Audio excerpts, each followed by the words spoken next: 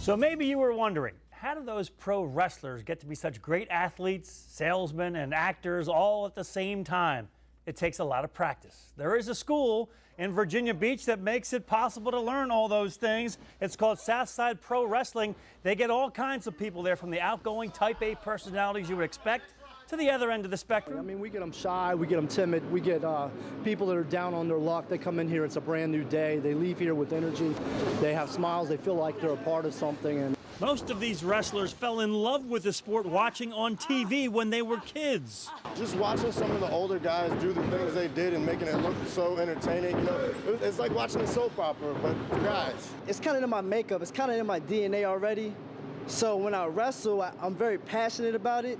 So it just comes out. There's been a long time debate over whether this is a sport or just entertainment. I think they're just labels, but it can also be seen as both ways.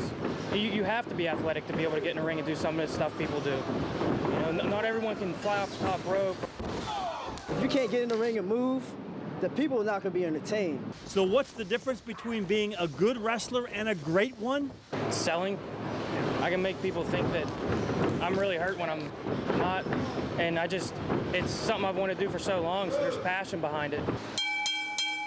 They must have sent me to an advanced class, as these wrestlers look awfully good for amateurs. Everybody wants to be a star. Everybody wants to be on TV, the WWE superstar. They come here, everybody on TV started in a place just like this, and these guys start out with all the basics. I know, you can't get enough of it, right? Well, if you want to see more, Sunday at the Sportsplex, 3 o'clock, the Southside Pro Wrestling Company. This March Madness has officially come to the campus of Old Dominion University. I'm Scott Cash, standing by at the Richmond Coliseum to tell you how that happened. The Richmond Coliseum, home to the CAA tournament, where tonight Old Dominion and William & Mary played it out for an NCAA tournament bid. The winner of the title game here would get the automatic bid. It goes to Old Dominion. They win by 7, and, well, I'm getting ahead of myself. Let's turn the clock back to 7 o'clock for the start of the CAA championship game. ODU came in as the regular season champs and a decided favorite. They played that way early. Darius James opened the scoring with a three-pointer. The Monarchs controlled the paint. Gerald Lee helped make it a 5-point lead. Then the Tribe went inside, this time to Stephen Hess. But ODU enjoyed a comfortable lead. James, 3-ball, stretched that lead to 31-24 at intermission. James didn't cool down at halftime either. Yet another 3. He led the way with 12 points. Then time to pound it inside again.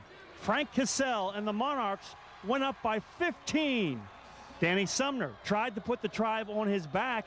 He was solid inside and out. Sumner had a game-high 19 for the Tribe. They closed it to 5. But then ODU came to life one last time. Keon Carter works the baseline for 2. Then tournament MVP Gerald Lee closed the door.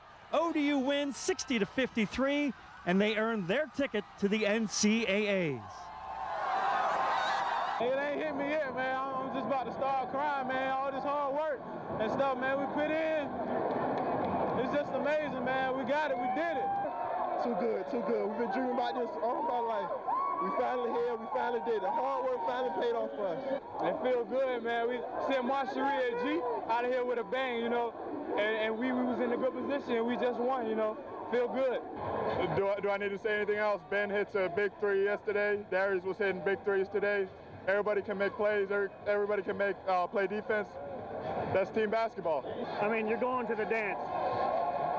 Yeah, it just dawned on me that we don't have to worry about that no more. Kind of had my eye on the pie in the sky, and so we're going to the dance, and I'd like to think we can get something done there. It's been a journey, and there's a destination, but we haven't hit the destination yet. We're still journeying. Blaine Taylor telling us they've got a lot more work to do in the NCAA tournament, but it's just glad to be hearing them say they're going to the NCAA tournament. Blaine Taylor cutting down the nets, the final couple of rungs to wave the banner for Old Dominion tonight. The first time since 2007 that they're going to the NCAA tournament. It's the 5th time they won the CAA championship. That's more than anyone else in the league. He's feeling comfortable off the field. Mostly he wants to look forward But when we sat down and talked to him today, we talked about the past, the present, and the future. We're going to start out in the Hampton Roads area, which is a place never too far from his thoughts. Yeah, you know, our home is always going to be home. You know, I can't say how important it's going to be to my future. I can't say how important it was to my past. I know, you know, that's my sanctuary. That's my getaway. You have a fascinating story. If you were to tell your story and maybe summarize in just a couple of sentences, could you do it? I really couldn't. Or maybe I could. You know, the only thing I would say is it was only by the grace of God that I'm in this position that things worked out the way they did. You've been able to deal with adversity very well. Some people say maybe you haven't dealt with success very well. How would you answer those people who say that? You know, people are going to have their own opinions and, you know, create their own perception of me as a person. They don't know me. You know, I really can't answer that. You know, I know how to handle success. I've been in this position before.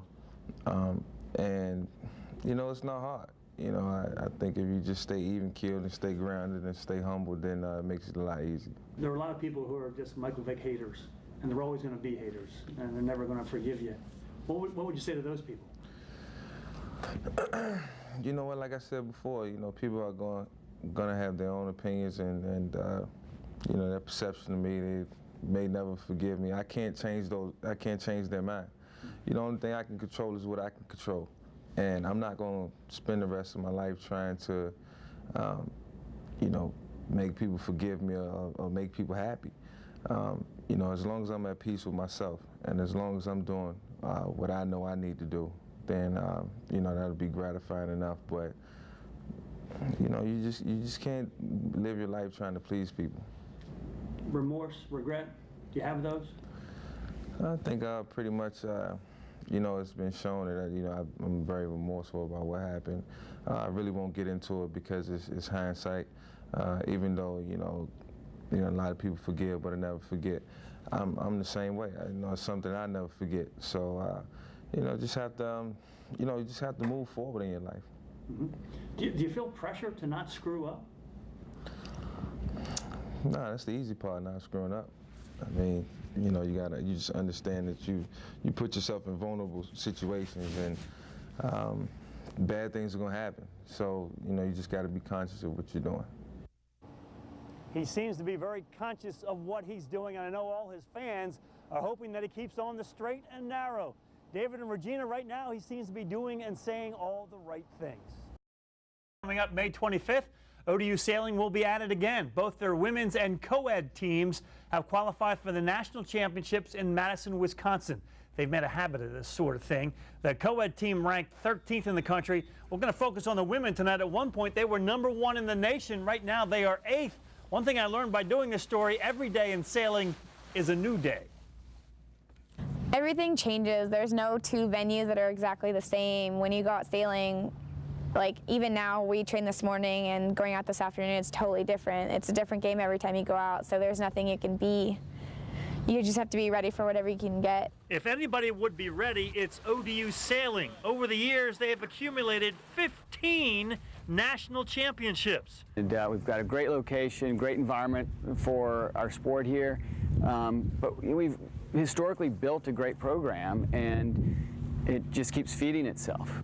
And what about those of us who don't know much about sailing? What would surprise us about this sport? I think that people would be surprised by how much we actually do in the boat, like how physically fit you have to be and how much is actually going on. Because people just think you're sitting there pulling ropes, but that's totally not what you're doing. No, you have to be good at multitasking. It's, you know, we can be doing up to 10 things at once because you have to be thinking about the wind and what's coming down, but you have to think about how the current is affecting your race and then thinking about other people on the course. Coach would be the first to tell you it takes a great athlete. Same, you know, internal drive, hard work, dedication, mental stamina and toughness. Well, we'll see how much it all pays off when they are sailing away next week. It's like a week-long event. They have many different races. So good luck to the ODU sailing team, both the women and the co-ed team. You would think that ODU beating the Oregon Ducks, the #1 team in the country, would have gotten a little more attention. I'm talking about the Capital One Mascot Challenge. Big Blue for ODU has been leading the charge this fall. You vote for your favorite mascot every week, and ODU so far undefeated, one of only 2 undefeated teams in the country. 9-0, 170,000 votes last week. Well, first of all, Big Blue is probably the most well-conditioned mascot in the country. I mean, you can see when you look at him physically, his presentation's outstanding. There's no doubt in my mind, even with all these BCS school mascots, that Big Blue is clearly the top choice. What have you been doing in preparation for all these big games each week? Primping, yeah, prepping. You're all sanitized. You're in good shape. That's great. All right. How would you describe Big Blue's personality? Oh, I think it's outstanding. I'm always excited. I see him before every game. I'm going to get a high five. I'm going to get a hug. Doesn't say much, as you know. He's not a big talker. He's just always very focused. But our team absolutely loves having him around, and they feel his energy every game and his passion. You got another big one coming up this week. You got Joe Bruin from UCLA. What's your look going to be this week? I got to think about it. Think about it. We're going to stomp him. Going to stomp him. He's got a national reputation out there, particularly with the kids. You know, the kids love him. He's one of the friendlier mascots. He's kid-friendly. So if you want a vote, you text Big Blue at 69866. It's the Capital One Mascot Challenge. The regular season lasts 12 weeks, and then there's the playoffs. ODU has gotten more vote Big Blue than any team in the country. That's because you can vote often. Now, when you think of fly fishing, you usually think of a mountain stream or a river somewhere, but we live in Hampton Roads. So I found a guy who puts a little different twist into fly fishing. This should look familiar. It's the first island of the Chesapeake Bay Bridge Tunnel. Mike Marcella is my fishing buddy and instructor. My mission, to learn how to fly fish, watch him catch some, and hope that I got lucky. You want to be back from 2 o'clock to 10 o'clock. 2 o'clock to 10 o'clock. And then something I could really relate to. Your backstroke's like your backswing on your golf. You don't come back real fast and hard. You come back kind of easy to get what you're doing is loading the line. Mike tells me we've come to the right place. It's a mecca of obstruction. Fish are either preying, so they're hiding to ambush, or they're being ambushed, so they're hiding so that they're not becoming part of the prey. It didn't take long for the expert to get a hit. For 5 years, Mike held the world record by catching a 14-pound striped bass this way. This morning, we're looking at bluefish. He just devoured it. And this is what he targeted on, that right there. In the meantime, I was perfecting my backswing. So I got a question for you. Yeah. Is your right arm bigger than your left? Yeah. With that right arm, he was busy landing another fish. How rewarding for him that the flies he tied over the winter are so successful now.